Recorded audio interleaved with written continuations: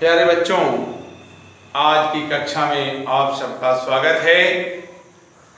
हम लोग अपनी गणित के विषय में एक नए अध्याय की आज शुरुआत करने जा रहे हैं।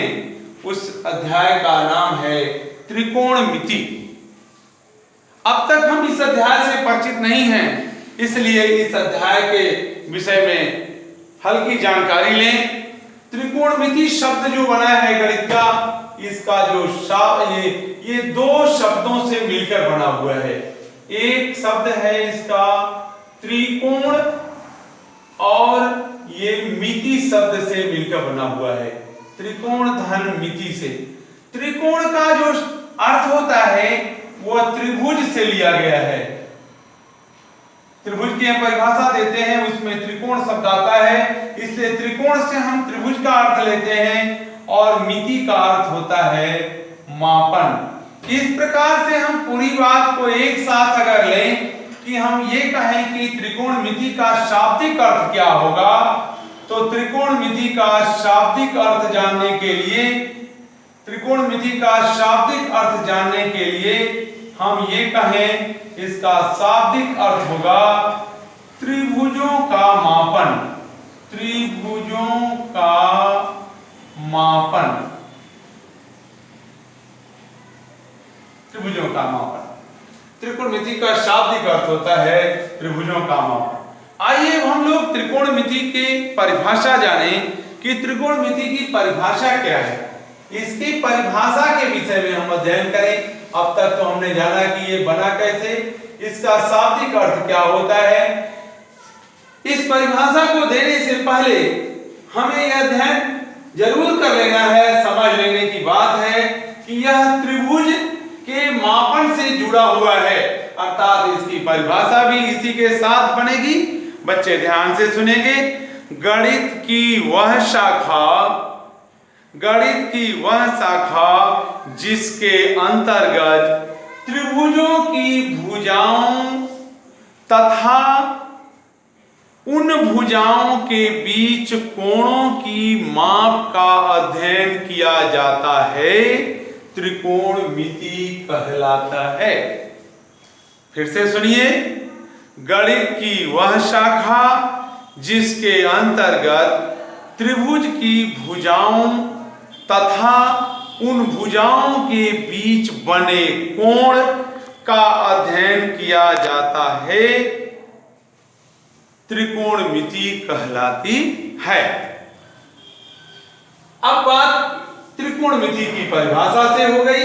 त्रिकोणमिति में कहा जा रहा है कि जो त्रिभुज है इसका संबंध इनकी भुजाओं से है और इनके बीच बने कोणों से है।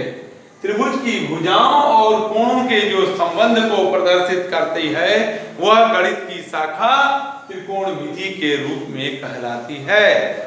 आइए अब हम और आगे बढ़ते हैं। त्रिकोणमिति अनुपात।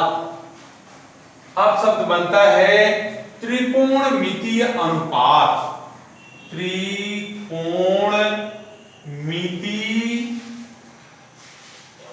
अनुपात। प्यारे बच्चों, त्रिकोणमिति अनुपात की जानकारी करने के लिए सबसे पहले हमें ध्यान देना है कि त्रिकोणमिति गणित की उस शाखा जो त्रिकोणमिति का अध्ययन हम लोग कर रहे हैं, इसमें हम समकोण त्रिभुज हमारे पिछली कक्षाओं में हमको त्रिभुज कोणों के आधार पर 3 प्रकार के, भुजाओं के आधार पर 3 प्रकार के पढ़ाए गए हैं। हम कोणों के आधार पर पढ़ते हैं न्यून कोण त्रिभुज, समकोण त्रिभुज और अधिक कोण त्रिभुज। परंतु यहाँ हमको केवल समकोण त्रिभुज के का ही अध्ययन करना है। किसी समकोण त्रिभुज में किन्हीं दो भुजाओं के अनुपात को त्रिकोणमिति अनुपात कहते हैं। त्रिकोणमिति अनुपात को जानने के लिए हमें यह कहा जा रहा है कि किसी समकोण त्रिभुज में, समकोण त्रिभुज की परिभाषा हम पिछली कक्षा में दे के आए हैं। मान लीजिए एक त्रिभुज है ABC, इसमें यह कोण 90 डिग्री का है और जब हम समकोण त्रिभुज की परिभाषा देते हैं तो कहते हैं वह त्रिभुज जिसका एक कोण कम से कम समकोण अर्थात 90 अंश का होता है समकोण त्रिभुज कहलाता है।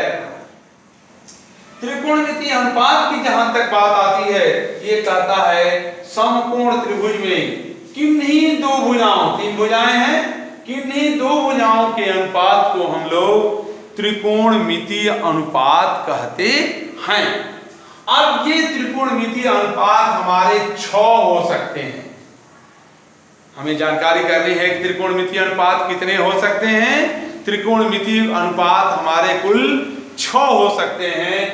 अब इन दो दो भुजाओं को एक साथ लेके हम इससे 6 अनुपात बना सकते हैं। आइए हम एक बार पीछे की ओर चलें, अपनी पिछली कक्षा की ओर अध्ययन करें कि समकोण त्रिभुज में जो ये तीन भुजाएं बनी हुई हैं, इन तीन भुजाओं के लिए एक अलग से नामकरण किया गया है। इन तीन भुजाओं का एक नाम है। तो तीन भुजाओं में सबसे पहले जो कहा जाता है कि समकोण अर्थात 90 अंश के कोण बनाने वाली भुजा के सामने वाली भुजा, ठीक इसके सामने जो दिखाई दे रही है वह भुजा का नाम होता है कर्ण। उस भुजा का नाम कर्ण होता है। अब बचती है दो भुजाएं हमारी, एक खड़ी और एक पड़ी दिख रही है। कभी ये भी खड़ी हो सकती है, कभी ये भी पड़ी हो सकती है। इसके लिए नियम काम करता है। जो एक कोण तो हमारे लिए ज्ञात कोण है 90 अंश, लेकिन ये दोनों कोण हमारे अज्ञात कोण हैं। प्यारे बच्चों ध्यान देना है, जब हम इस कोण को अज्ञात कोण मान कर चलते हैं, इस कोण के विषय में बात करते हैं, जान लीजिए कि इस कोण का नाम हमने थीटा रख लिया। यदि हम इस कोण को अज्ञात कोण मान के बात करेंगे समकोण त्रिभुज में, तो इस अज्ञात कोण के सामने की ठीक सामने वाली भुजा जो होगी वह लंब कहलाएगी। और एक जो तीसरी भुजा बच रही है, ये जो तीसरी भुजा बच रही है, इसका नाम हो जाएगा आधार। ये हमें कभी नहीं भूलना है। समकोण त्रिभुज में इन तीन भुजाओं के नामकरण करने के कुछ विशेष नियम हैं। कभी हम ये नहीं भूलेंगे कि 90 अंश के सामने की भुजा कर्ण होती है। अज्ञात कोण जो जिस कोण के विषय में बात की जा रही है, इस अज्ञात कोण के सामने की भुजा लंब होती है और यह भुजा आधार होती है। आइए, हमने कहा कि इन दो भुजाओं में विरोधाभास हैं, कभी अदला बदली हो जाते हैं। आइए अब अगर हम इस प्रकार की बात कर लें, ये त्रिभुज ए बी और सी ही हो, यह कोण हमारा 90 डिग्री का ही हो, परंतु हमारा अज्ञात कोण ये बन जाए ए वाला, यह अज्ञात कोण थीटा हो जाए, उस दशा में इन भुजाओं के नाम आपस में बदल जाएंगे। ध्यान से देखना प्यारे बच्चों, फिर वही बात, 90 अंश के सामने की भुजा कर्ण कहलाएगी, अज्ञात कोण के सामने की भुजा लंब कहलाएगी, और जो एक तीसरी भुजा का नामकरण छूट गया है वह बन जाएगा आधार। हम इस चित्र को ध्यान से देख लें, इसे हमें कभी भ्रमित नहीं होना है।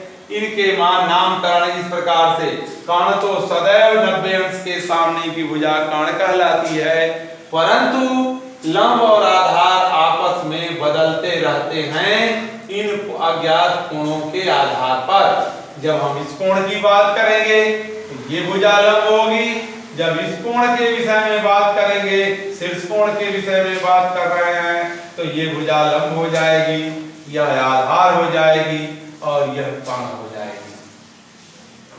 अब बात आती है, हमने कहा कि त्रिकोणमितीय अनुपात कुल हमारे 6 हो सकते हैं। हम अपने मूल बिंदु पर आ जाएं। अब त्रिकोणमितीय अनुपात 6 कैसे होंगे? अब आइए मैं इनमें से किसी एक चित्र को ध्यान में रखते हुए आपको उन 6 त्रिकोणमितीय अनुपातों का अध्ययन कराएंगे। पहला जो हमारा होगा पार्ट, आप देखिए लंब और आधार को एक साथ ले लीजिए, चाहे लंब और कर्ण को ले लीजिए, ये लंब ले लीजिए और कर्ण के अनुपात को ले लीजिए, एक पार्ट हो गया। दूसरा पार्ट होगा आधार को ले लीजिए और कर्ण को ले लीजिए, ये आधार और कर्ण का अनुपात हो गया, आधार और कर्ण का अनुपात हो गया। तीसरा ले लीजिए ये लंब और आधार का, ये लंब हो गया और नीचे आधार हो गया। ये तीसरा हमारा त्रिकोणमितीय अनुपात तैयार हो गया। आ जाइए अब हम चौथे पर चलते हैं। चौथा के लिए ठीक इनका उल्टा करते जाइए। ये कर्ण को ऊपर कर दीजिए और लंब को हर में ला दीजिए, यह भी एक त्रिकोणमितीय अनुपात हो गया। पांचवा देखिए, कर्ण को अंश के जगह पर लगा दीजिए और आधार को हर की जगह पर पलट दीजिए, यह भी एक त्रिकोणमितीय अनुपात हुआ। अब यहाँ पर छठवां त्रिकोणमितीय अनुपात बन गया हमारा आधार बटे लंब। ये कुल हमारे 6 त्रिकोणमितीय अनुपात इस समकोण त्रिभुज में संभव हैं। अब आएगी बात कि इन 6 त्रिकोणमितीय अनुपात के कुछ अलग अलग नाम हैं। अब हम उन त्रिकोणमितीय अनुपातों का नामकरण करना सीखेंगे। प्यारे बच्चों, लंब और बटे कर्ण जो होता है इसको हम लोग ज्या शब्द से कहते हैं। ज्या क्या कहते हैं? ज्या कहते हैं, ज्या। हिंदी में इन्हें हम ज्या कहते हैं और अंग्रेजी में इसे हम लोग साइन कहते हैं। इसी प्रकार हम लोग जब दूसरे त्रिकोणमितीय अनुपात पर जाते हैं तो इन्हें हम कोज्या शब्द से जानते हैं। हिंदी में कोज्या और अंग्रेजी में इसे कोसाइन के नाम से जानते हैं। अंग्रेजी में इसे कैसे जानते हैं? कोसाइन से जानते हैं। इसी प्रकार तीसरे जब हम पर जाते हैं तो इनको हिंदी में स्पर्शज्या से जानते हैं। स्पर्शज्या, हिंदी में इन्हें हम इस अनुपात को हिंदी में स्पर्शज्या कहते हैं। अंग्रेजी में हम लोग इनको टेंजेंट कहते हैं, टेंजेंट शब्द से जानते हैं। अंग्रेजी में इन्हें टेंजेंट कहते हैं। आ जाइए हम लोग अब चौथे पर चलते हैं। चौथा जो होता है हमारा त्रिकोणमितीय अनुपात, वो चौथा के लिए जब हम जाते हैं तो चौथा के लिए जब हम लोग त्रिकोणमितीय अनुपात की ओर जाते हैं तो इसको कहते हैं,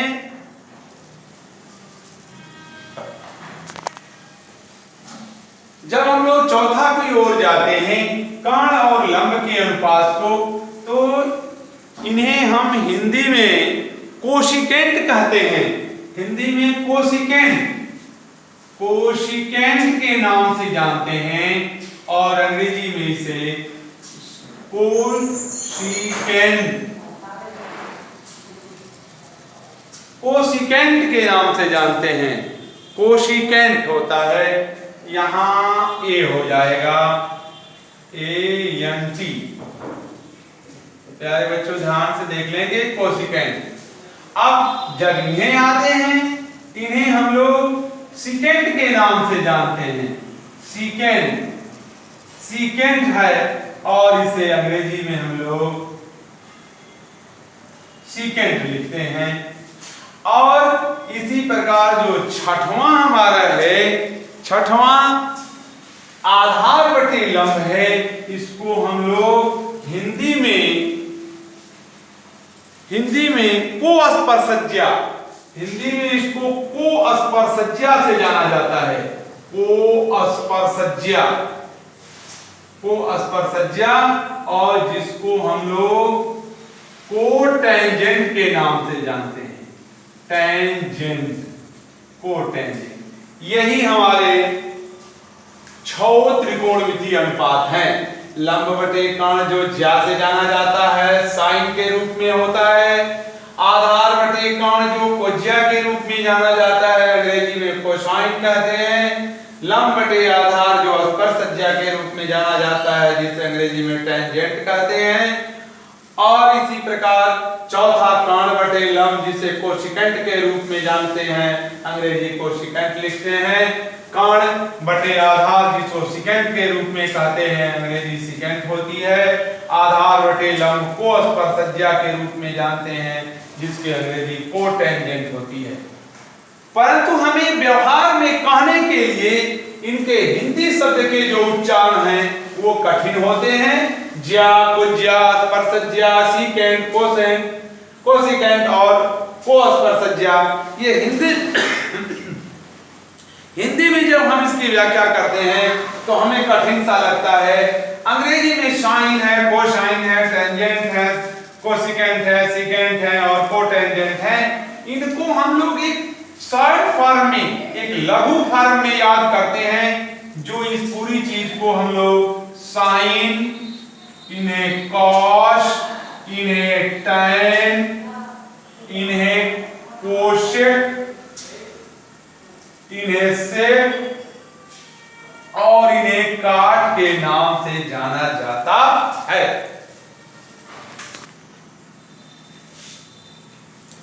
प्यारे बच्चों, हम लोग इसे देख रहे थे ध्यान से त्रिकोणमितीय अनुपात के विषय में, और इन त्रिभुज के समकोण त्रिभुज के तीनों भुजाओं, एक तरीका और है, ध्यान दीजिए। हम अज्ञात कोण के विषय में आपसे बताया कि जिस प्रकार से कि समकोण के सामने भुजा कोण एक और आधार है हमें याद करने का।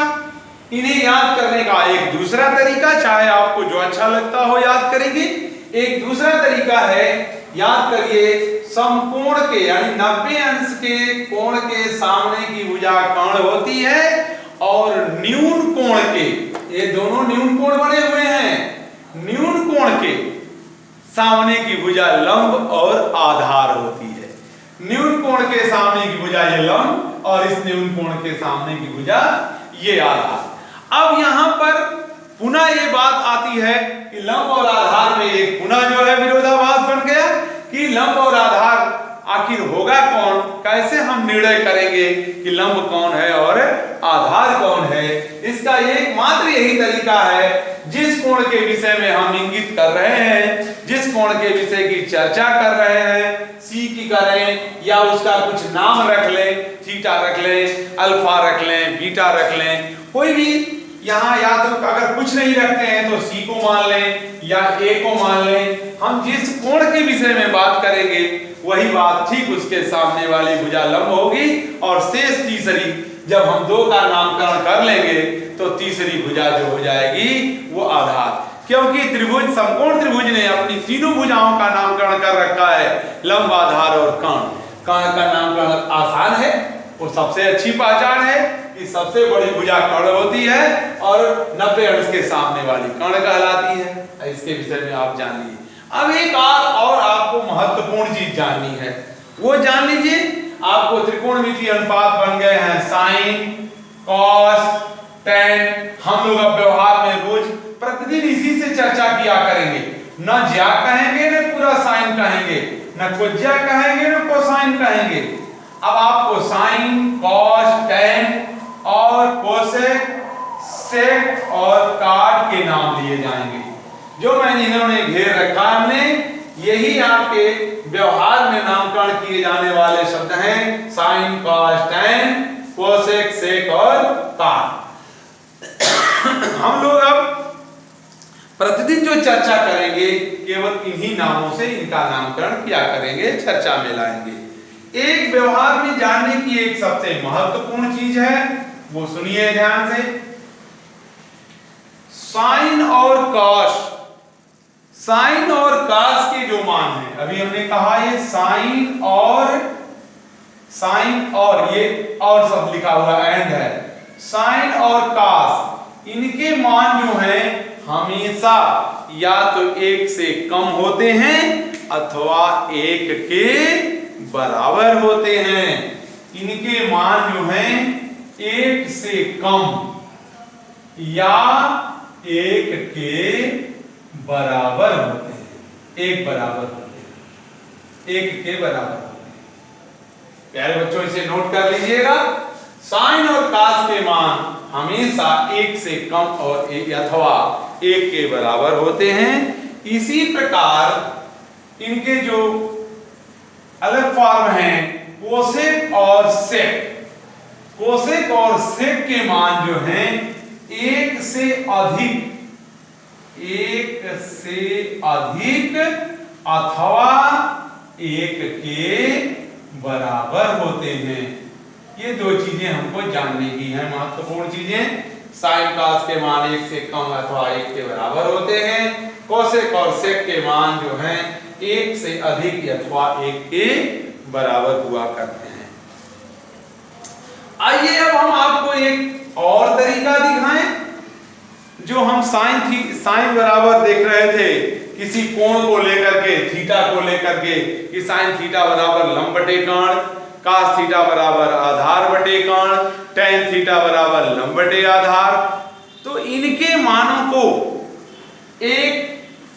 अगर लंब को यल अक्षर से प्रदर्शित किया जाए, आधार अक्षर को कैपिटल ए अक्षर से प्रदर्शित किया जाए और कर्ण को के अक्षर से प्रदर्शित किया जाए, तो हमारा जो त्रिकोणमितीय अनुपात होगा, जो उतना चीजों हम लोगों ने लिखे थे, अब देखिए त्रिकोणमितीय अनुपात सिमट कर 3 अक्षर में चला आएगा।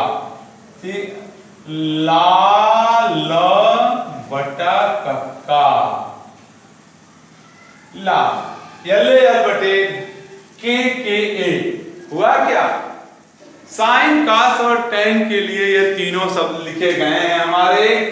यल बाई के लंब बटा कर्ण, लंब बटा कर्ण। अभी आप साइन के लिए देखा त्रिकोणमितीय अनुपात, आप यहां देख रहे थे। इसी प्रकार ए बाई के आधार बटे कर्ण, कास के लिए देखा है आपने। और यल बाई ए लंबाई आधार, इसके लिए देखा है आपने, टैन के लिए देखा है आपने। तो साइन, कास और टैन तीनों के स्वरूप यहां दिखाई दे रहे हैं आपको, साइन, कास और टैन। ठीक इन्हीं को पलट दीजिएगा तो शेष त्रिकोणमितीय अनुपात हमारे बन जाएंगे कोसेक, सेक और काट। इस प्रकार से साइन, कास और टैन के स्वरूप को प्रथम फॉर्म के रूप में कहते हैं और कोसेक, सेक और काट को हम लोग सेकंड फॉर्म में कहते हैं। अब आइए इन लोगों में आपसी संबंध क्या है वो देखें हम लोग। त्रिकोणमितीय अनुपातों के आपस में जो संबंध हैं, संबंधों के विषय में साइन और कोसेक एक दूसरे के उल्टे स्वरूप में है। ये साइन और कोसेक, इनको लिखते समय ये सिंगल फॉर्म में नहीं लिखा जाता, अकेले नहीं लिखा जाता। इनके साथ किसी न किसी कोण के मान, क्योंकि ये त्रिकोणमितीय अनुपात के लिए भुजाओं और कोणों का संबंध का होना जरूरी है। कभी भी हम साइन को अकेला साइन नहीं लिखते, कास को अकेला कास नहीं लिखते, कोसेक को अकेला कोसेक नहीं। इसके लिए हम लोग एक किसी न किसी कोणीय मान को जरूर लिखते हैं। मान लीजिए हमने थीटा लिख दिया, तो साइन थीटा और कोसेक थीटा में क्या संबंध है भाई, ये ध्यान से देखिए। कोसेक थीटा बराबर होता है 1 बटा साइन थीटा, इसका आपसी संबंध है ये। इसी प्रकार अगर हम लोग कास और सेक के विषय में, कास और सेक के विषय में संबंध, कास थीटा और सेक थीटा के बीच में संबंध देखना चाहें तो क्या होंगे, सेक थीटा बराबर होगा 1 बटा कास थीटा। ठीक इसी प्रकार से अगर हम लोग टैन थीटा और काट थीटा के विषय में जानना चाहें, टैन थीटा और काट थीटा के विषय में जानना चाहें तो काट थीटा बराबर होगा 1 बटा टैन थीटा।